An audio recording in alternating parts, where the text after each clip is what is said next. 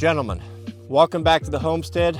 Well, we're about to embark on a very ambitious project together. We're getting back to our roots. We're doing a timber frame woodshed. Now, growing up with a father who was a general contractor, I always had this kind of notion that I understand and I get all of it. And now that I'm actually here doing it, getting ready to pour my first foundation, I'm really finding out how little I knew or know. I know working with Dad was not always the funnest. He was not a man of patience, and me being an obstinate teenager, rather than listening and learning, I did everything in my power to provoke him and to be a general pain in his butt. Therefore, I did not pick up a lot of this stuff. So we will be learning together. I'm going to be watching YouTube videos, going off of some of the memories I had with Dad, and hopefully we can get this foundation poured today. So join in. It could go either way, but we're going full steam ahead, and keep me in your prayers. Before we get started, let me give you a brief overview of what we're trying to accomplish here. This is my 40 by 40 shop. You see right there? That's my wood stove.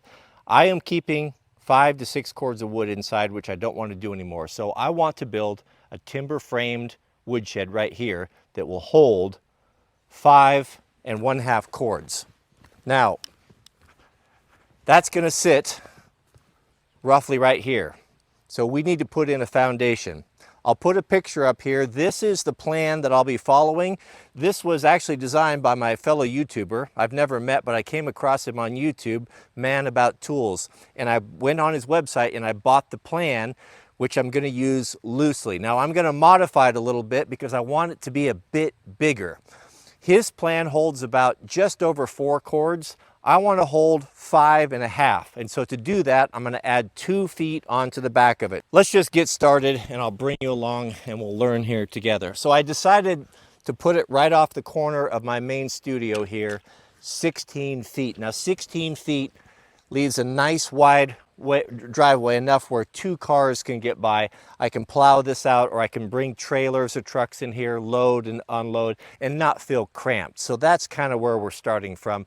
This string line right here is the actual face of the timber frame shed. These are called batter boards.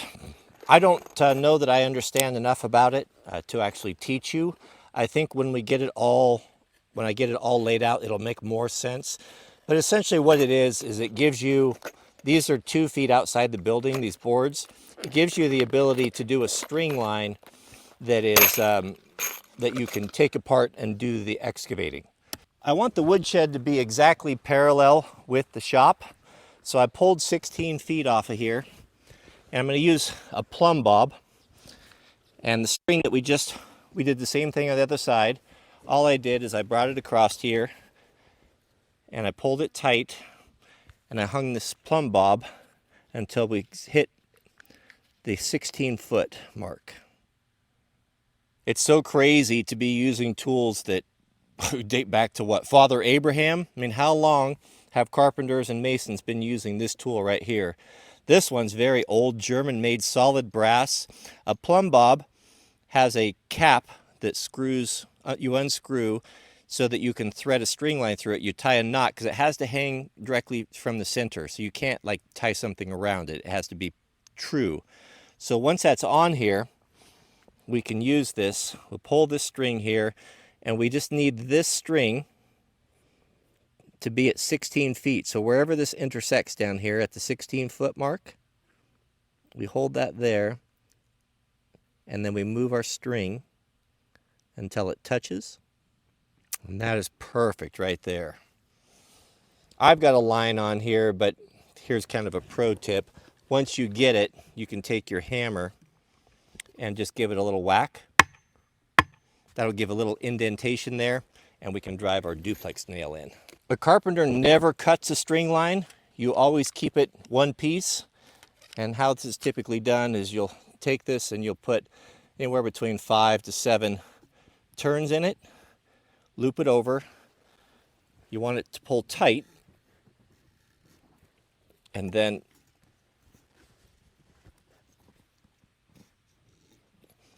bring this back other side of the nail, and it will hold without slipping. I'm building these batter boards out of a 2x4 stud. We're just cutting them at 3 feet. So we just need 2 at 3.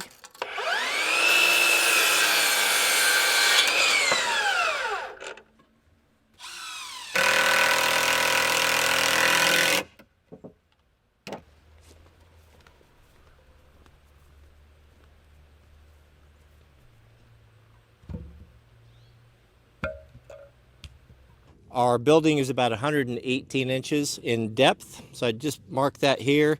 And I'm going to put my batter board about roughly 2 feet outside of that. And that gives me room where I can remove the string lines and then work in here and dig these footings out and not lose my measurements. If we were to put our measurements right where they go, when we need to excavate, all that stuff will be lost. So we put these on the outside, we push them out like an offset so that we can remove the strings, do our work, and then put them back and know exactly where we're at laying out one time. You want these batter boards to be pretty strong. If someone were to kick it or trip over a line, you don't want it to pull it out of the ground and you lose all your dimensions. So I made these stakes. I just ripped some studs in half. So I got some heavy duty 2x2 stakes. And we'll drive these in to the ground nice and deep so that there's no chance of them moving around.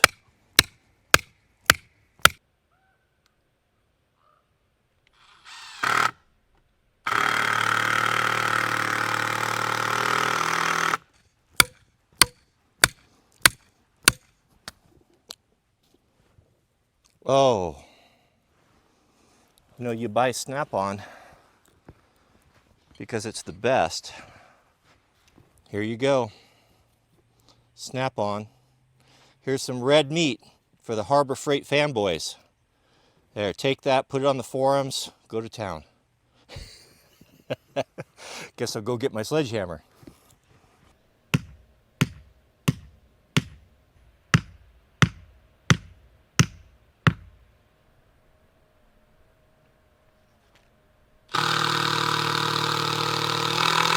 What we want is that east wall of the shed to be exactly in line with the east wall of the shop right here. So I took a string line, I tied it to my snow bike trailer, ran it along here with a piece of gaffer's tape to keep it up. Now I'll pull it along the side and line up exactly where this comes out. What I'm thinking is if we pull this string tight and right where it comes in contact with the flashing there on the side of the building, that's where we want to be. To move the string, you just roll it until it just comes in contact right there with the side of the shed or the studio, and that's our corner. Do you see that little indentation? That's where, if you just tap the string, it'll mash into the wood, and we'll set our duplex nail right there. That's the exact corner.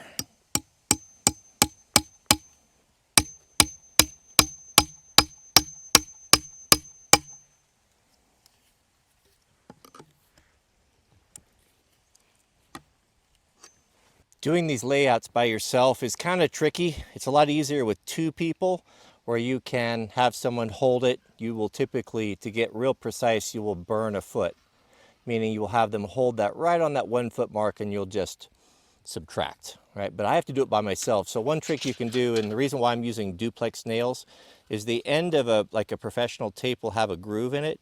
That's designed to fit around there.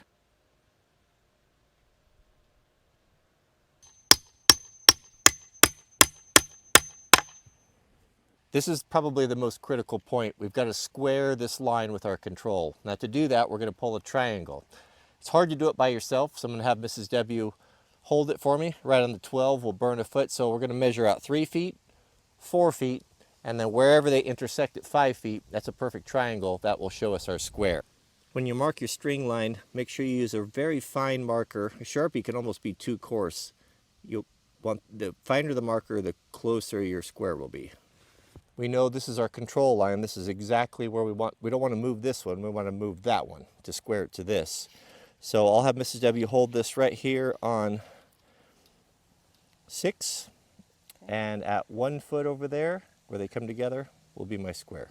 Now if this is square, right where this 12 comes together, it should intersect with this line, and it's not. So I can see we're not square, so I'm going to move that string out. This is why we put these batter boards like this. You have lots of room to play with. So by moving this out just a little bit, we'll move that until it intersects with that and makes that perfect triangle. Perfect. Perfect. It's perfect, Cody. Now we can set our pin in our northwest corner.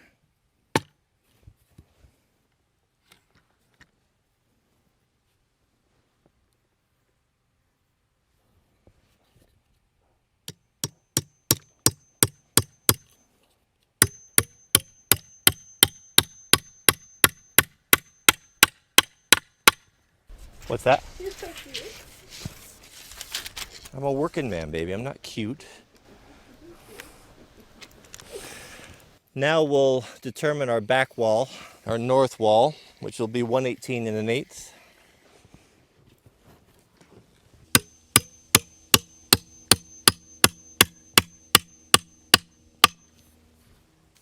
For the west wall, we'll pull the same 118 1/8.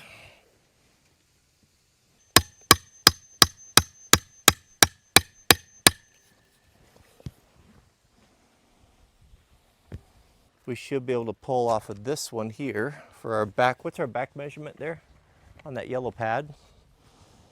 From west to east? 117 1/4. 117 1/4.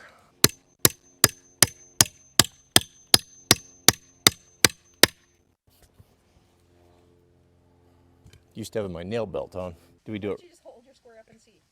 Well, that's not going to do it, but what we can do is we can measure corner to corner and see, and that will tell us if we're square or not. Well, if this is the same as that and this is parallel, if you know this is parallel. I know theoretically, but the only way to tell is to pull across. So we'll pull across there, and if the number is the same, then we're square. Tell me when you're good. 178, so we're not square, we're 5/8 off. So that's pretty close. We just have to move half of that. And I'm not sure what. We probably should pull a 3/4 off of this one. It's probably this one right here. All right, gentlemen, we have our actual four corners of the building. Mrs. W and I went back and forth. It was within a 1/2 inch, and we got it down to plus or minus 1/8 to 1/4. Best I can tell with the tools that we have, but I'm happy with that. I have a little bit of adjustability in my brackets for the footings, and I think that that's pretty good for professional homeowner grade. Now, where these lines cross, we have the actual outside corners of the woodshed. This is what 100 square feet looks like. Stacked up 7 feet high, this will hold almost exactly 5 1/2 cords of firewood, which is a 1/2 cord more than what I need. Not to mention I usually keep a couple inside, so I think this is going to be perfect. So now let's pin our four corners, and then we know exactly where we need to excavate. This is upside down paint. It's made to mark, it's for like surveyors and excavators. It's made to mark upside down. So this is handy when you want to mark stuff. So right there, goodness, that's the exact corner. It's not critical right now. It'll be close enough for the excavating.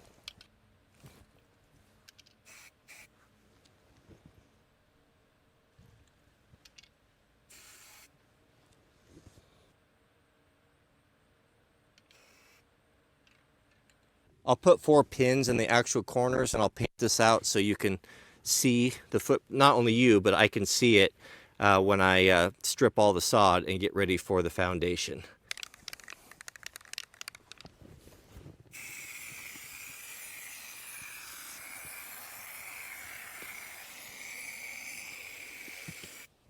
And that is our exact footprint. Now, do you see why the batter boards?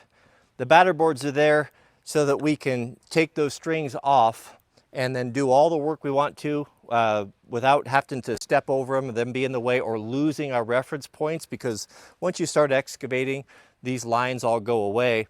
Then when we're ready to set what the critical portions, like our J-bolts for our foundation, we'll put the strings back. Everything's already been measured, and we can drop everything exactly where it needs to be.